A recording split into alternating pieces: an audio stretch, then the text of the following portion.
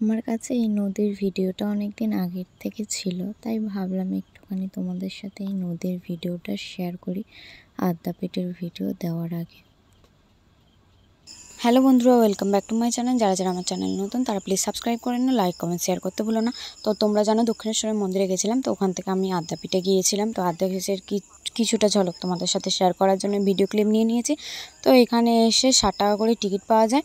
ওখান থেকে আমরা ভোগ খেয়েছি। তো ভোগের মধ্যে প্রথমে দিয়েছে বেগুনি, আর হলো বাসন্তী পোলাও, আর হলো যে খিচুড়ির সাথে হলো যে একটা লাবড়া, আর একটা হলো ভাতের সাথে নানান রকম সবজি দিয়ে একটা তরকারি। তোমরা দেখতেই পাবে ভোগের ভিডিওটা। এইবারে হলো ওইখান থেকে বেলুড় মঠে গিয়েছিলাম। এর পরের ভিডিওতে ওই ভিডিওটা আসবে। তো তোমাদের আজকের ভিডিও কেমন লাগলো আমাকে জানিও। তো আজকের ভিডিওটা এই পর্যন্তই। সবাই ভালো থেকো, সুখে থেকো, সাবধানে থেকো। টাটা।